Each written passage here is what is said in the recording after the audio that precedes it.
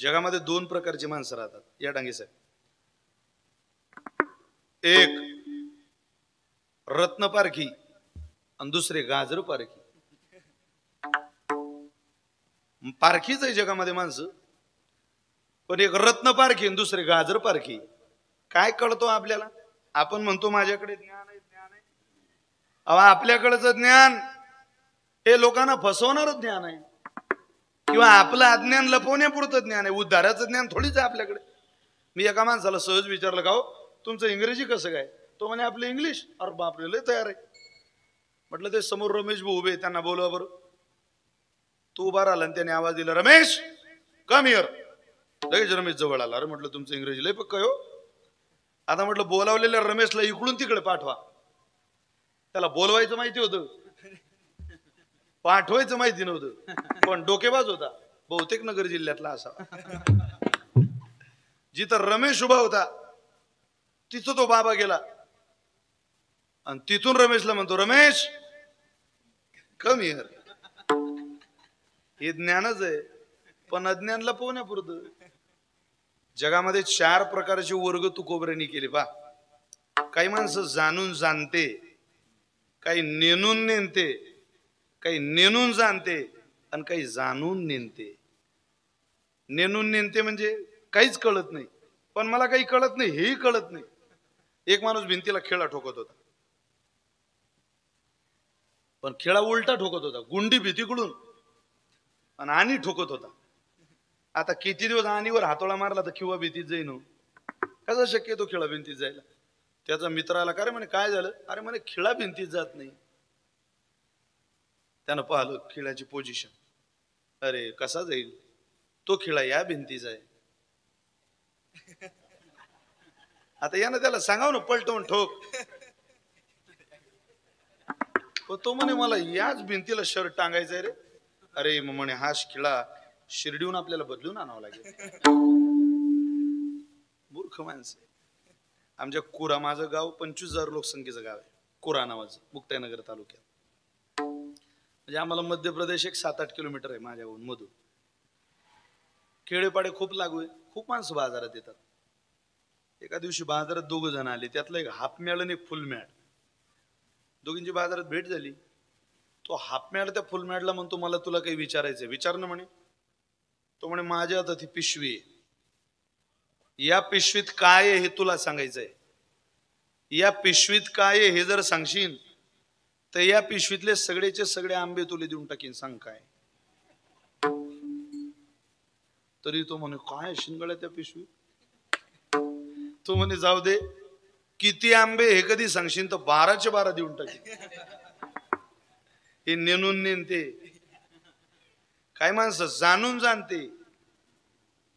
उदाहरणाला वेळ नाही आपल्याकडे इतकं काय, पण जाणीवेचं खूप अहंकार आहे लोकांना. जाणून जाणते, जाणून जाणते लोकांची फसगत होते. सगळंच मला कळतं असं किती दिवस म्हणता. आता कोण माईच्या पोटातून शिकून आलं इथे? एक या अवनी तलावर असा हिरा नाही जन्माला आलेला. ज्ञानोबा आहे तुकोबा आहे नंतर की तो पूर्णतेला जाऊन सांगेल मी आज समाज पूर्णतेला घेऊन जातो. शक्य आहे? अहो जे पूर्णतेला गेले ते लोकांतात राहत नाही, ते नर्मदेच्या किनाऱ्यावर राहतात. हा सगळा अज्ञानाचा बाजार आहे. इथं ना कलेत, ना ज्ञानात, ना पांडित्यात, ना समाज मान्यतेत. कोण स्वतःची मक्तेदारी गाजवली? काय जहागीरदारी आहे का आपल्या बापदाद्याची? इथं इंटरनॅशनल भिकारी म्हणून जीवन जगावं लागेल ज्ञानोबा तुकोबारांच्या दरबारात तर मिळतं. मला काही कळतं या जाणीवेचं शहाणपण संत दरबारात चालत नाही. मला आपलं काय कुवत तिकडे टिकणारी? आपल्याला वाटतं फक्त आपल्याला व्यवहार चातुर्य आहे. पूर्वी लग्नात खूप पद्धत होती, बस्ता वगैरे फाळायची. तुमच्या भागात असेल कदाचित, आमच्या भागात खूप, आमच्या भागापेक्षा विदर्भात खूप. माझं गाव विदर्भाच्या जवळ आहे जरा. इतकी लग्नात बस्ता फाळायची पद्धत तुम्हाला काय सांगावं. 100 माणसं बस्ता फाळायला. बरं त्या लग्न बस्त्याला ज्याला कवडीचं ज्ञान नाही कापडातलं ती माणसं दुकानात आलेली. हा कपडा दाखव, तो कपडा दाखव, हा कपडा दाखव, लिलन दाखव, कॉटन दाखव, अमुक दाखव, धमुक दाखव. 100 माणसं दुकानात बसलेली, कपडे पाहिले. कपडाच बसन आला नाही. व ते 100चे 100 उठले. म्हटले कपडाच नाही तुमच्या दुकानात आमच्या लायकीचा. आता 100 माणसं एखाद्याच्या दुकानातून उठून जात आहे. मार्केटमध्ये पंचनामा आहे त्याच्या इज्जतीचा. दुकानदाराच्या दुकानाचा मालक मोटरसायकल बाहेर राहायला लागला आणि त्याने पाहिलं 100 माणसं उठून जात आहे. धंद्याची रीत आहे, धंद्याची टेक्निक. मारवाडी समाज, ब्राह्मण समाज, सिंधी समाज खूप शिकावं महाराज या लोकांकडून. व्यवसाय करावा. मी 30% मारवाडी समाजाच्या गावात राहतो. कधी तापत सुद्धा नाही ती माणसं. व्यवसाय त्यांनीच करावा. एखादा शिव्या द्यायला लागला दुकानात, त्याचा पोरगा म्हणतो पप्पा ये मेरे को गाली दे रहा अपनी दुकान में आके, पप्पा ये गाली दे रहा मेरे को, पप्पा ये गाली दे रहा मेरे को. तरी त्याचा बाप म्हणतो दिन दे गाली दे. अबे दिन दे बे, उसका खेत है ना गांव के बाहर रोड पे 2 एकड़, रुकना जरा,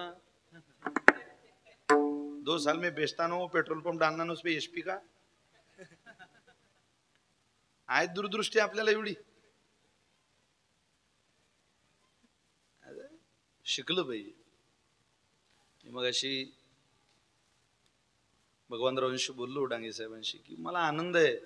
सर्वसामान्य पोराचा व्यवसाय पाहला, कुटुंब पाहलं, उद्योग पाहला, आनंद वाटतो. तशी का सर्वसामान्य मराठी माणसाची शाळा देशात प्रसिद्ध पाहिली, मनापासून समाधान वाटतं, आनंद आहे. मराठी तरुणांवर विशेष प्रेम करणारा मुलं आहे. याचा अर्थ इतरांनी व्यवसाय करू नये असं नाही, पण तुम्ही तुमच्या पोरांना लवकरात लवकर व्यवसायाला, व्यापाराला, उद्योगाला लावा. आपलं पोरग रिकामं फिरत कामा नाही. सिंहाची पोरं कधी आयत खात नाही, ते कष्ट करून खातात. स्वतःच्या मनगटाच्या ताकदीवर पोट भरतात ती माणसं. अर्थाला 4 पुरुषार्थामध्ये स्थान आहे आणि वयाच्या 40 पर्यंत माणसानं भरपूर पैसा कमवला पाहिजे चांगल्या मार्गाने. तसं नाही. 100 माणसं उठून जायला लागली तो दुकानाचा मालक आला. राम राम राम राम. का अहो म्हणे काय कपडे तुमच्या दुकानात? तुमच्या नोकरांना काही कळतं की नाही आम्हाला कोणत्या लायकीचा कपडा दाखवा? मालकाचे शब्द. तो म्हणे अहो तुम्ही दुकानात आले हे माहिती पडलं आणि मी तुमच्याकरता लस्सी सांगायला गेलो म्हणून मला उशीर झाला. पण काळजी करू नका, हे नवीन पोर आहे. अरे मूर्ख हो, कळतं का तुम्हाला आपल्या दुकानात कोण आलंय? यांचे ना आपले 3 पिढ्याचे संबंध आहे. ज्याचे संबंध आहे त्यालाही कळत नाही याच्या ना आपल्या 3 पिढ्या सोबत कधी गेल्या, पण त्यालाच चातुर्य म्हणतात. अरे यांच्या लग्नाची चर्चा अख्ख्या जिल्ह्यात आहे. काय सोयरीक झाली, वा सुंदर मुलगी मिळाली, शिकलेली आहे, चांगल्या घरची सोयरीक झाली. तुमच्या लग्नाच्या दिवशी आम्हाला दुकान बंद करावं लागते की काय? इतक्या पाहुण्याची ये जावं. काळजी करू नका. तुम्हाला कपडा नाही पसंत आला तुम्ही कुठेही घ्या मार्केटमध्ये, पण तेवढी आणली लस्सी, तेवढी लस्सी घेऊन जा.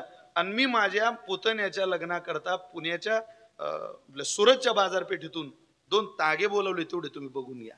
सुरतहून 2 तागे बोलावले, विकायला नाही, माझ्या पुतण्याच्या लग्नाकरता बोलावले. फक्त एकदा बघून तर घ्या.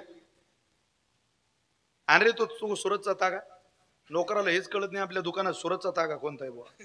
स्वतः मालक गेला सुरतचा तागा आणला फेकला पुढं. प्युअर कॉटन, वजनाला हलकं, धुवायला अगदी नीट नेटकं, वॉशेबल आहे, घेऊन जा. 100 लोक विचारतील कपडा कुठून आणला? स्पेशल बनवून घेतलाय, आधी कोणी घातला नाही, पुढे कोणी घालणार नाही. हा एकच साचा, एकच तागा बनवला, इथून पुढे हा तागा बनणार नाही. स्पेशल 3 वर्ष आम्ही या तागा बनवायला घातले. तुम्ही कापड तर बघा, हात तर लावून बघा, तुम्हाला कळतं जरा कपड्यातलं. तुम्ही लावा हात, लावला हात. ते माणसं म्हटले कपडा आहे राजू जोरदार. शेट याचा भाव हा तुम्ही घेऊ नका, हा जरा महागडा आहे. हा मी माझ्या पुतण्याच्या लग्नाकरता आणला, तुम्हाला जर दुसरा लागला तर मी यातला हलका बोलून देतो. ते म्हटले शेठ तुम्ही काय कमकुवत समजता का आम्हाला? तुम्ही याचा भाव सांगा. म्हटले हा 8000 रुपये मीटर आहे. म्हटले फाडा. फाडला कपडा. नोकर म्हणत मालक त्यातला दुसरा तागा दाखवला होता मी त्यांना. भाव काय सांगितला होता रे? म्हणे 500 रुपये मीटर. येड्या ते गाजर पार घे.